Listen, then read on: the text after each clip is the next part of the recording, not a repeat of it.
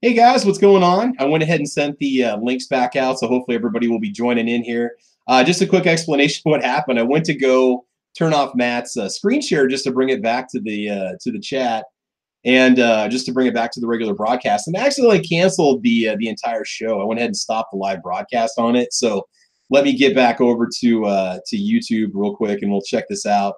So anyway, guys, I want to welcome you back again. So we're okay. We're okay. Everything's fine. I did not get NSA'd at all, which is ironic because I was sitting there saying, hey, guys, if you happen to see this chat disappear, it's because we were showing gun websites. No, it has nothing to do with that. It's all good. We'll get the guys back in here. I just sent the links back out, and hopefully people will start showing up here soon. I was going down to click on Matt's little icon, and I accidentally hit the stop the broadcast, and the next thing I know, poor little Sandhills got cut off. So anyway, then we'll call this part two. We'll kind of keep it rolling.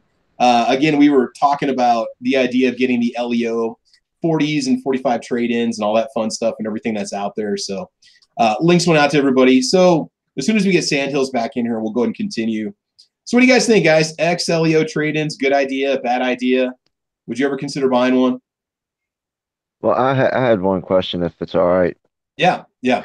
Uh, and I'm sure that I understand what the word means, but just to make sure I'm clear, when everybody's using the term capacity, are you talking about magazine capacity? Yes, yes, yes. That's the one thing is, well, you only got 8 rounds. I'd rather have 17 or 18 rounds or 20 rounds of 9 millimeter. Well, see, and Uh, that's why it was confusing to me because I'm live in Maryland, so we have a 10 round limit to. I mean, I can own larger capacity magazines, but any one that I buy here in the state can only be 10 rounds. So okay. my 40, and my 45 all have 10 round magazines.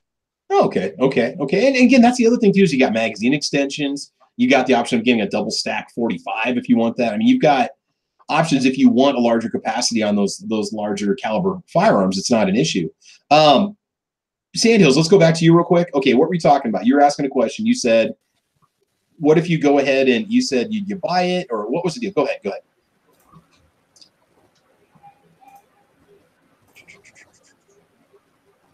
Sandhills, you still with us? Oh, you might be back here in a second. All right, so go ahead and continue, David. You were talking about the capacity. Yeah.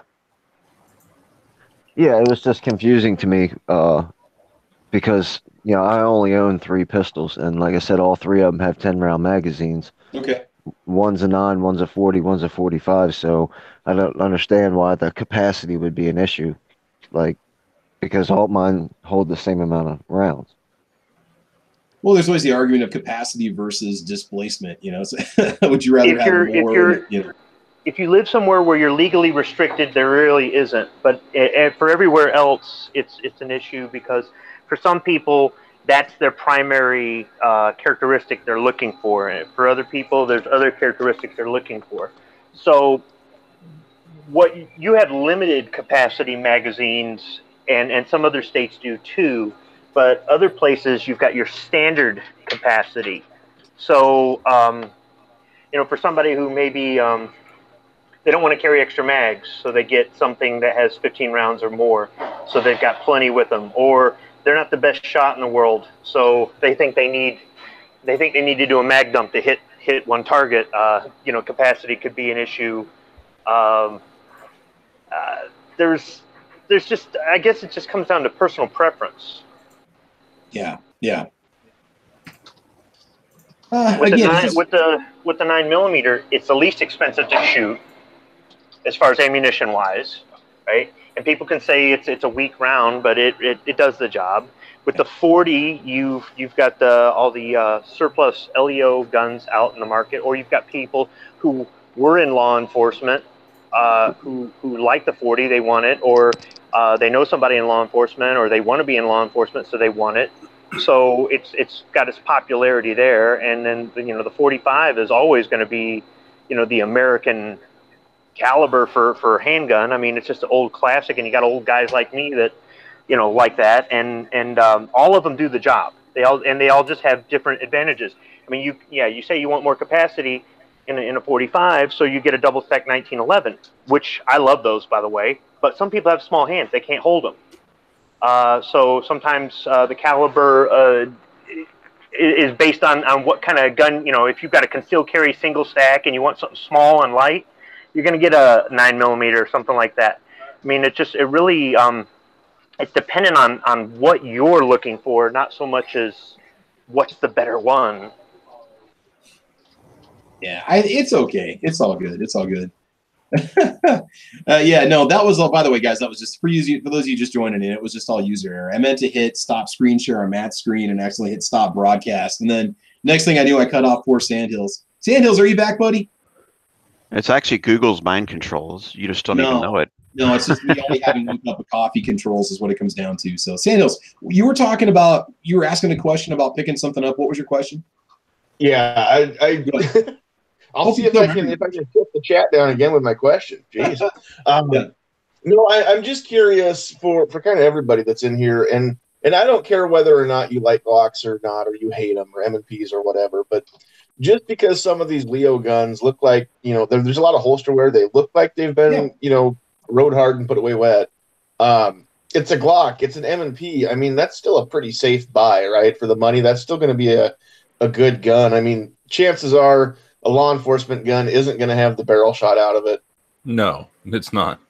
But I've got an old Gen 2 Glock 21 that was directly a police trade-in, but it was a personal trade-in. It was a gun he carried for, 20 years. Local PD, and it was his gun. And I've told the story before. That's how I ended up with it. He traded into his local gun to our local gun shop. I bought it 2 days after he traded it in, and that thing is pristine. Now there's tons of holster wear. I had the slides Cerakoted, and had the stippling, just the texturing redone because it was really worn down. But the barrel, the internals, everything, just great shape. And this is a gun that's been carried since the 90s. Only thing I'm going to say is I did read one review on the 40 Smith LEO trade-ins. There was one review on Classic where somebody said got it was dirty, it was beat up, and the rifling was almost gone inside the barrel. So that might have been that one person didn't pay the extra for the hand pick. I don't even know if they check the barrels when you do a hand pick. Usually it's just hand pick for cosmetics, and you pay the extra $20 because a lot of people complain if they paid the extra 20, didn't see a difference.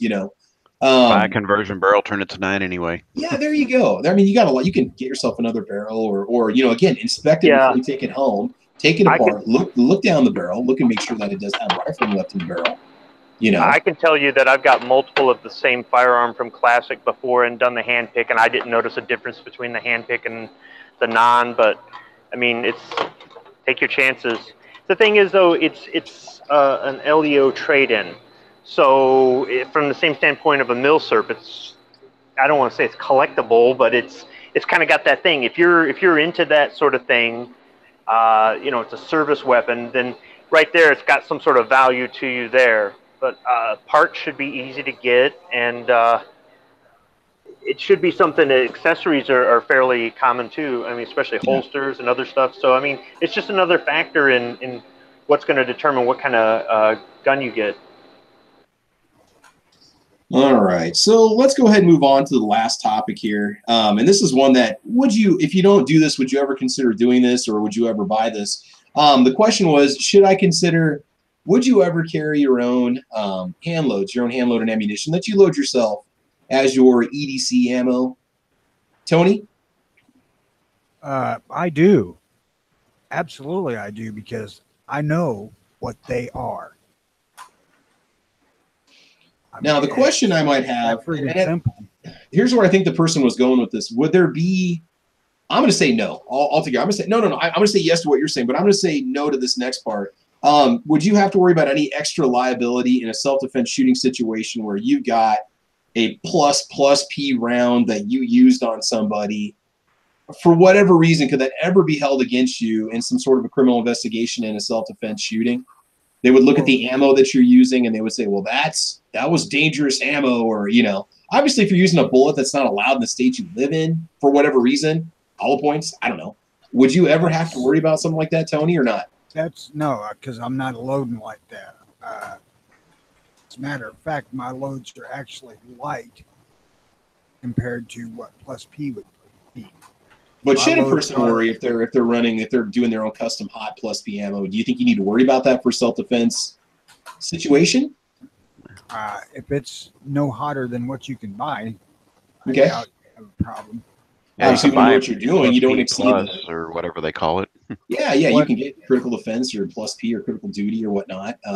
What I do is I work up the best load for that gun. And that's what I run. Premium bullets and what the gun runs through best. Tony, have you ever had any kind of a light primer strike or an FTE or FT? I mean, you're talking revolvers here a lot of the time, but would you ever have any problems with that ammo at all? Have you ever had any issues? Nope. Okay. So I weigh every load individually. Okay. As I'm putting them together, and it's done one at a time. Yeah. So I know what they are. Yeah. Single stage press, one at a time. They're exact as I can make them. So, I don't have any concerns about them at all. And Go ahead. What do you guys think on the panel? Do you do your own hand loading for your own ammunition, for your own Squib? Do you do your own hand loads for EDC ammo, or just your truck gun ammo, or your travel gun ammo at all? Well, you can't have a truck gun in Michigan, so. Okay. But Oh, yeah. I have not made an EDC carry handgun round for a sidearm that I have yet. I do have bullets for them, and it would be no trouble to use all the same reloading equipment I use for Full Metal Jacket to do that. But I have made. I've got a 44 Special Plus P Plus. You've shot it before. That I run in my Henry, and that's my hunting round. Mhm. Now, I wouldn't hesitate to use that if I had a 44 Magnum or 44 Special handgun. Well, it'd have to be a Magnum handgun to handle plus P plus, but I wouldn't hesitate to use that. I'm really not. I understand the whole argument that a prosecuting attorney is going to look for any little stupid little whatever, and they go, "Oh, he made his own ammunition, so he must Put have a wanted lighter to." trigger in the gun, or Yeah. I'm not really worried about Punisher that. kill them all dust cover on their AR. I mean, first off, I'd let Second Call Defense handle that. So there's one thing. And the other thing is, I'm just not expecting the prosecuting attorney to even understand what reloading or hand loading is. I know they make up all kinds of stuff because they're politicians, and Ghost gun. they don't. Yeah. Whatever. My invisible, transparent, whatever. So because they don't freaking know. But even if they did, or somebody, it was noted in the police report that the ammunition used was hand loaded. I mean, if the head stamp on all of the nickel-plated brass cases say Spear, they're going to say it was Spear ammunition. They're not going to say, "Oh, he hand loaded his own." So, but even if they did, I don't care. I mean, because at the end of the day, whether you buy it or you make it, it does the same job. So if I were to load up a 45 AARP for self-defense, it'd be a plus P or a plus P plus for sure. But on the other hand, if I was carrying a 44 Magnum revolver or a Desert Eagle, the Desert Eagle I'd load it with magnums, but with a revolver I might go with a special and go with a light load, kind of like what Tony was talking about, or like what Dirty Gary uses when he's at the shooting range by himself at 2 a.m. That's what I'm running in mine, is a plus P plus special. Yeah, I mean, we got a little link here in the internal. You using what grain bullet are you using? What grain bullet are you using in that? Okay, I use a 250 jacketed soft point.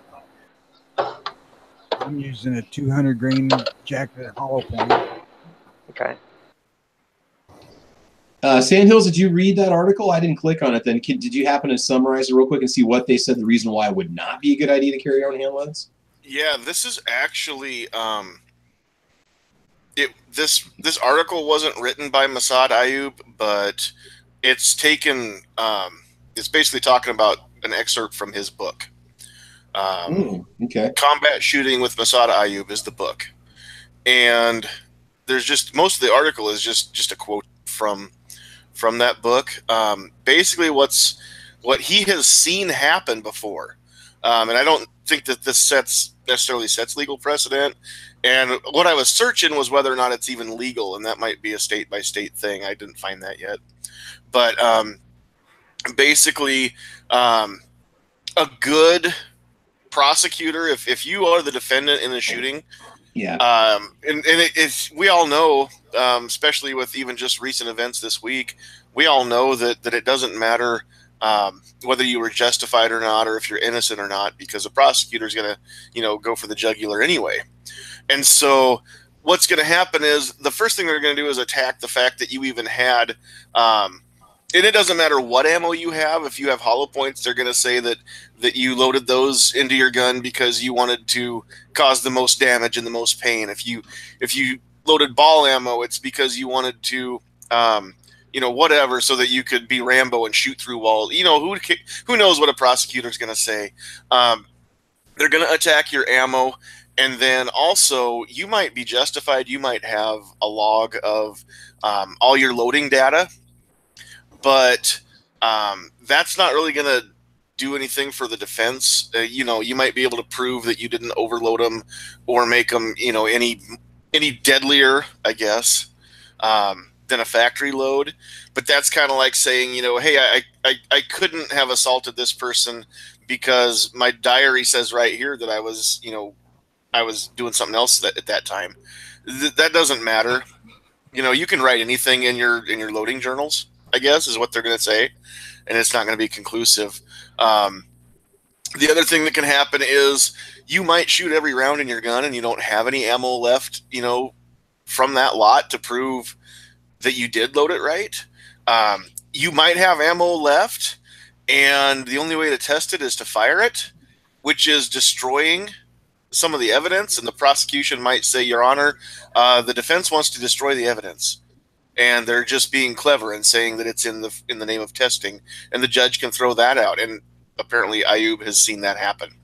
So I guess if there's any chance at all that this is even gonna be something that can trip somebody up, I know it's cheaper to hand load than it is to buy factory, especially good factory carry ammo. But that's kind of like saying, hey, I can afford this SIG, but I'm going to carry a high point because I just want to save all the money I can. I think that spend the extra money and let the responsibility and the liability rest on the factory that made it. That's what I say.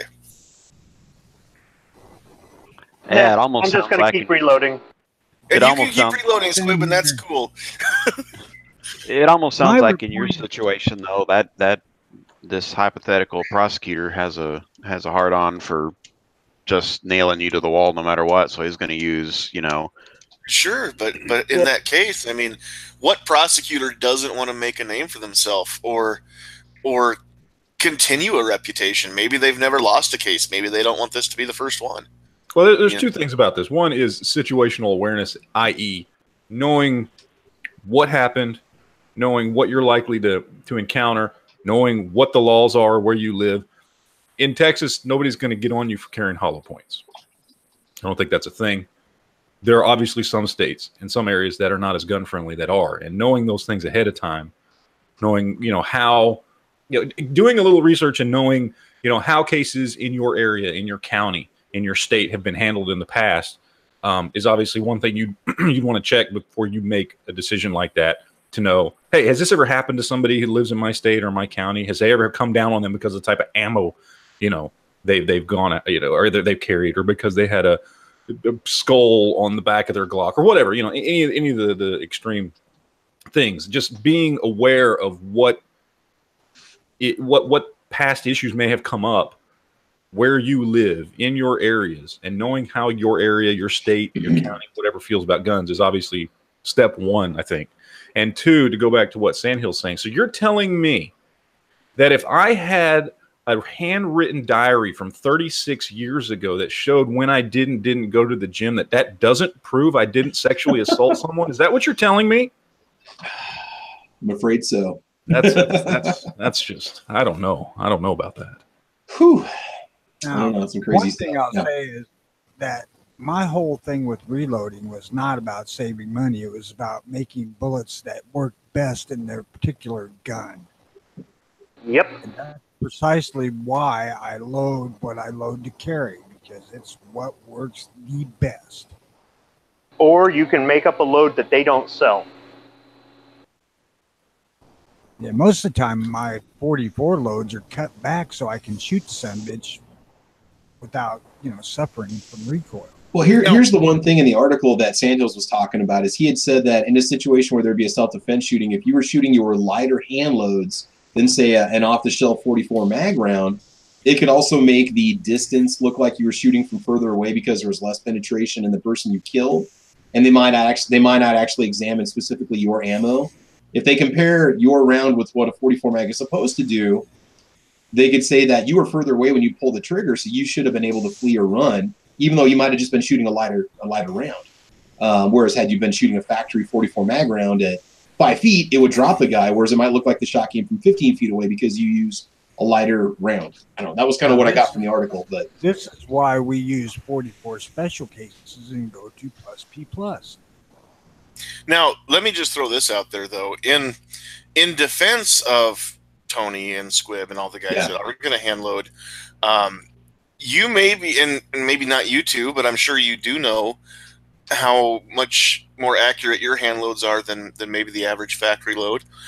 And that could be a defense argument, is I hand loaded, Your Honor, because I wanted to be the most responsible I could be if I ever had to pull this firearm and use it to defend myself. I wanted to make sure that I hit where I was aiming.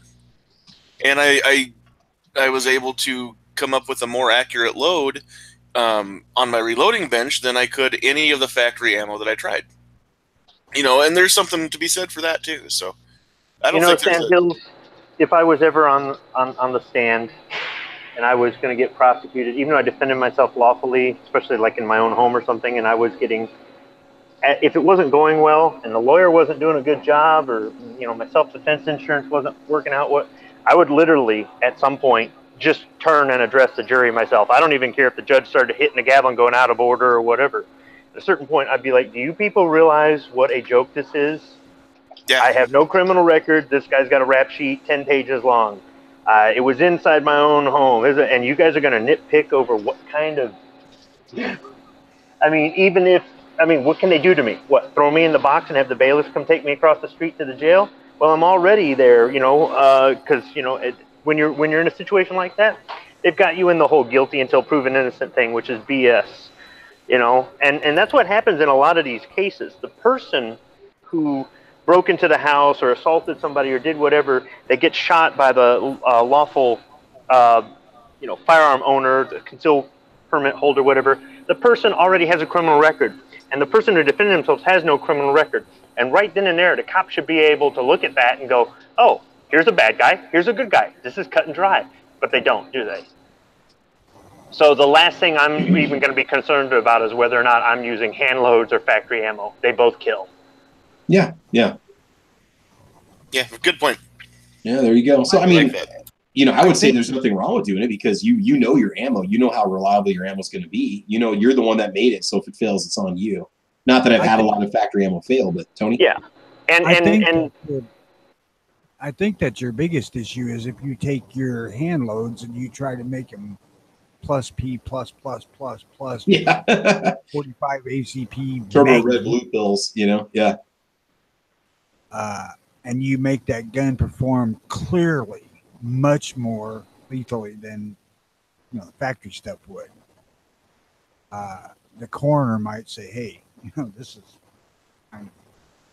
really ridiculous. This is the RIP internal shreds apart ammo that they sell, and considered cruel and unusual, right? Who knows? I mean, especially if you're in a state like, say, maybe California or New York, and something like this happens. Oh man, I couldn't even imagine what kind of crap they try to dig up on you. I would never ever consider loading a round to carry that's hotter than anything you can buy. Yeah. I don't know. So it's just a thought. I might, especially like with the 45 ACP.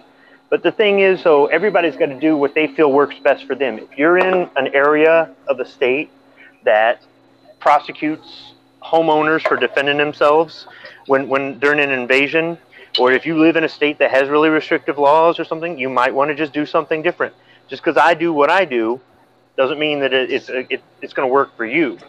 And me saying that if it wasn't going well, I'm going to stand up and turn and face the jury myself and just take my chances. That's because at that point I got nothing to lose. In real life, I'm sure it doesn't work that way. But I think it's another one of those that comes down to personal preference. Yeah. This is where I say I'm glad I live in Montgomery County, Texas. Yeah. The question is, how did they know that you're running reload ammo unless you tell them? Well, when they check the ammo at a crime scene, if they confiscate the firearm and the ammo, are they going to look at the ammo? Yeah, but it's going to have a head stamp for whatever case you use. It's not going to. So unless it says Starline, they're not going to know. Even then, some manufacturers use Starline. So the only way they would know is if you have 5 different head stamps in your magazine. And then there's some sort of reload, even if it's a factory reload. But that's where I would have big problems with my damned 44 is because I use Starline brass. Yeah, so I don't know. All right. So any final thoughts on that at all? I mean, I would say if you're in doubt, just get yourself a good self-defense ammo. One thing I will say, this is kind of crazy. This was a Nebraska situation. It's not really a hand load thing, but there was a shooting, and I wish I could find the link for this article. It happened, I believe, a summer ago. There was a guy that was jealous because he broke up with his girlfriend. She was with another guy, and this guy either shot at or was going to shoot at the new boyfriend of the girl. The guy was arrested, and they wanted to slap additional charges on him, or they wanted to do more to him than what he was already going to be convicted for, because he had critical duty in his gun. They said that he had even more lethal intent to kill this guy, like it was a step up versus just having standard hollow point ammunition or just having ball ammunition. The prosecuting attorneys actually said this. This was in the newspaper. That's why I wish I could find this article. And they said that he had even more intent to kill because of the ammo that was in the gun. So, I mean, don't think these things won't be taken into consideration if there's a self-defense shooting.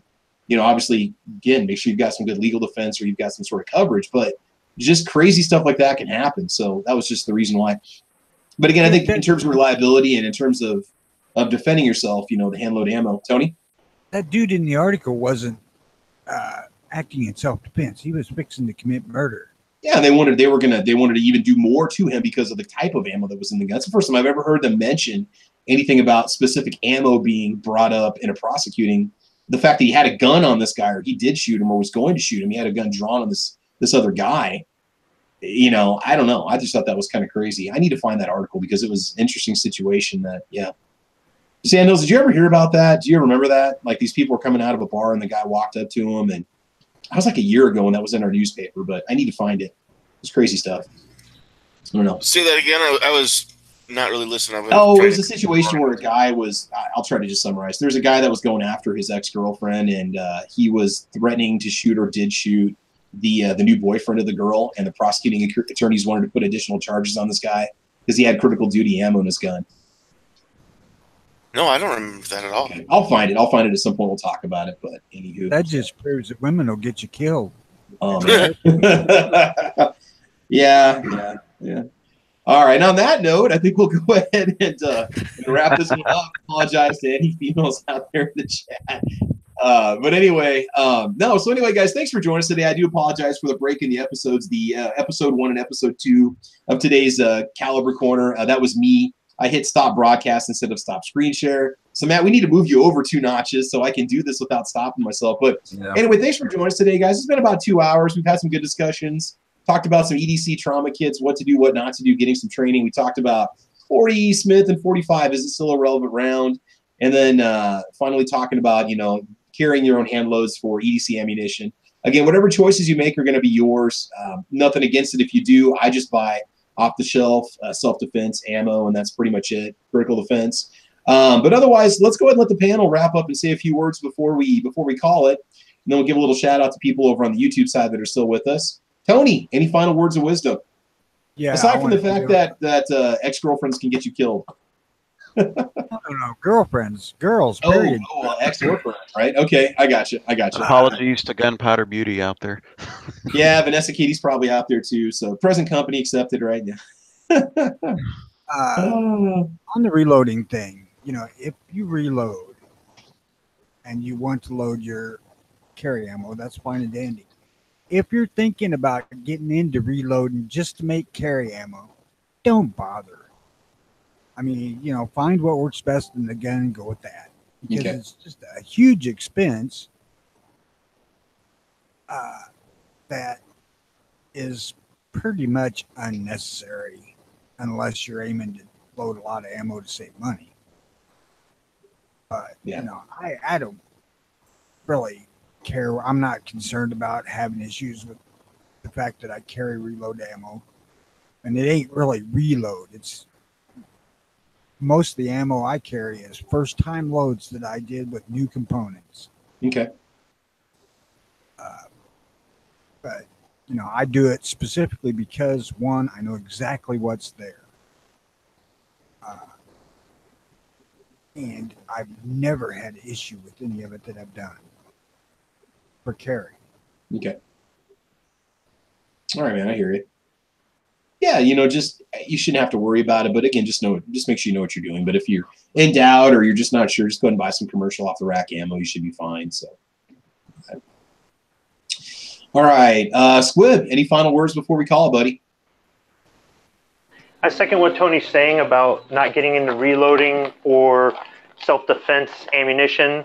The reason I don't have any self-defense ammunition in 9mm 45 ACP or 40 Smith & Wesson or, well, you know what? No, I have made self-defense rounds for the Tokarev. So I guess I had made some pistol self-defense rounds. But the main reason I don't for most of the calibers I have a handgun in is because I'm using reloading for plinking. I'm using reloading for target practice, for training, stuff like that. The fact that I can use that same equipment to make hunting or self-defense ammunition is a plus.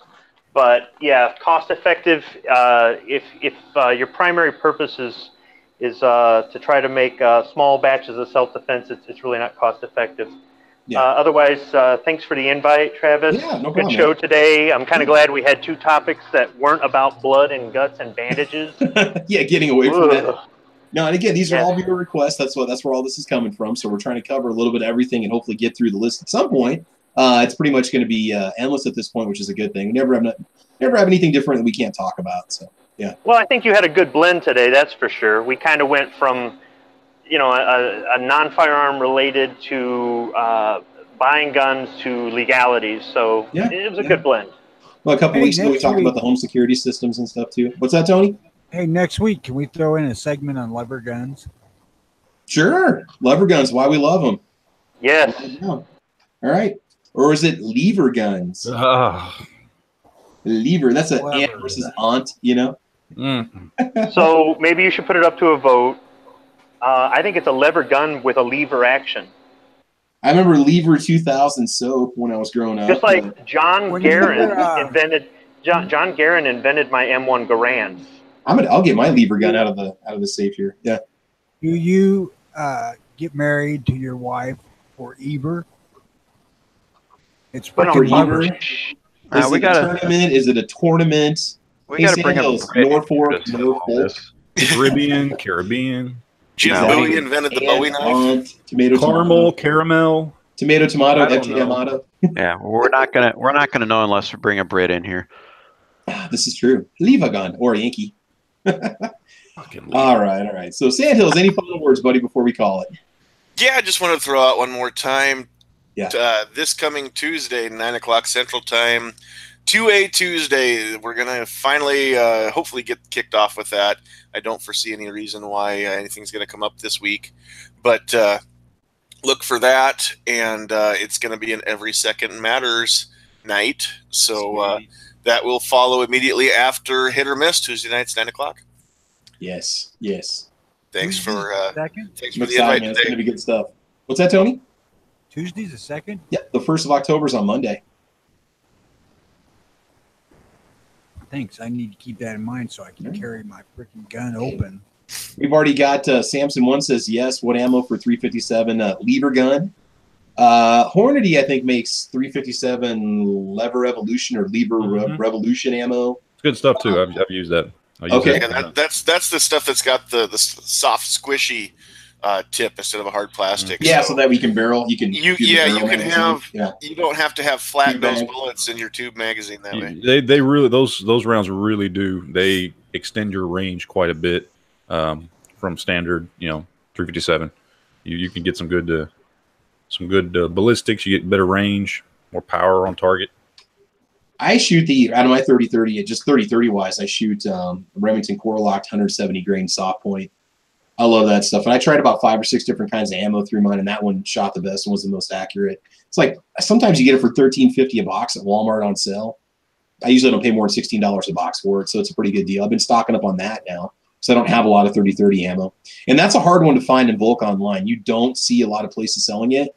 If you do, it's going to be almost the same price as just buying brand new manufacturer.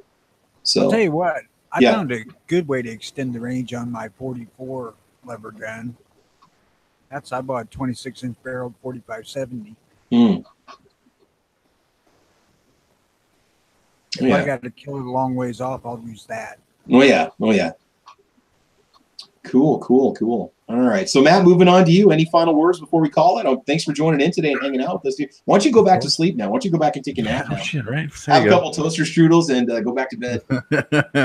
No, I got a full day with little kids, so no. I will just say it is definitively a lever gun, not a lever gun. That's stupid. Sure. And also, I would just like to say, for those of you who live up north, bastards, because I was looking at weather.com, and for the next 10 days, our humidity level is going to be at about 81%.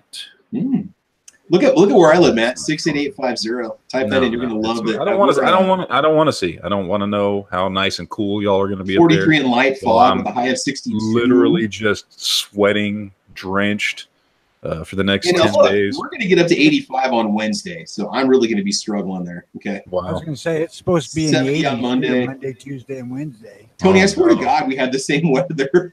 We must be at the same latitude or something, because we always have the same weather going on. Yeah.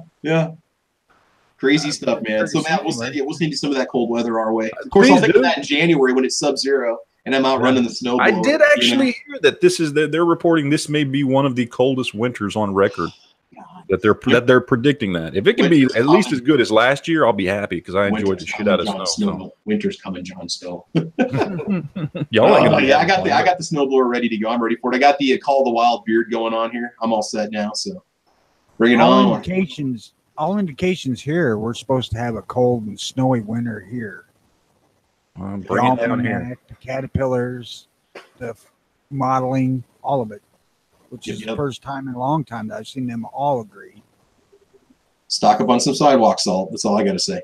That snow's going to keep me from being outside doing outside stuff, so I'll be inside reloading. I'll just start reviewing stuff in the house. I'll run out of stuff. I'll just start reviewing like breakfast cereal and stuff now. This is our summer down here. As it gets colder, that's our summer, because the wind. What y'all experience during the winter, which is y'all don't leave the house, that's what we do during the summer, because it's too hot to leave the house. You get everything done in the summer. We don't want to do anything in the summer. I stopped going to the gym in the summer. I don't leave the house when at all possible. I just stay at home in the air conditioning. That's how you get through all that TV and movies. That's the secret right there. Move to a hot climate where you don't want to go outside, And then in the winter, that's when we all get out and we go do stuff, because it's cool enough that you can walk outside without sweating. Yeah. Can you see this, Matt, right here? Look at that right now. Feels like 40. Oh, yeah, that's we're sitting at 43 right now. 43 in light fog. Oh, damn it! It is. I have 62. I think it's cloudy outside, so I think it's only like 89 degrees. Oh my God! But again, is that all? But it's 89 degrees right now and cloudy with 81% humidity. Yeah. Are the kids busting out their coats? I'm afraid so. Anyway, all right. Jim, moving on to you. Any final words of wisdom before we part? Thanks for the invite. Yeah. And for the next 10 days, we won't get below 78% humidity, it looks like. Oh, lovely. All right. And mostly 50% and up chance of rain. Stock up on Gold Bond powder, because it's going to be swamp. Oh, yeah. The rain just doesn't even help, though. It's like, it just makes it more humid. Yeah, I couldn't imagine. The heat stick to you. Ugh. I'm good for that for like a week. We get that for about a week up here, and I get a sample of it. No, thank you.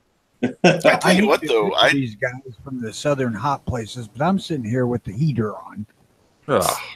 I just spent 4 days, part of 5 days in southern Missouri, and Monday it was about 90 degrees and probably about 90% humidity. It was bad. And then the humidity didn't really go down much. We were down there by Lake Taneycomo, but by Wednesday it was nice and cool, and that was kind of nice. It made it bearable. Well, thanks for watching Weather Chat. With God, when I headed to the forest yesterday or the day before, day before yesterday, when I got down there, it was 38. I'm like, all right, this is too cold.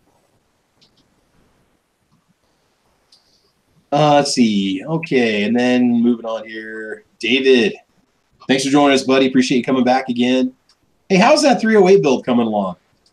It's actually coming along a little bit better. I hit a snag getting the bolt catch in. The pin didn't fit in the kit that I bought. But my nephew just built an AR 5.56, so he had a parts kit, and he helped me get it together. So next up will be ordering the upper parts. Okay. Cool. All right. We got some videos coming up on your channel soon. What are you going to be dropping? Can you give us a little hint?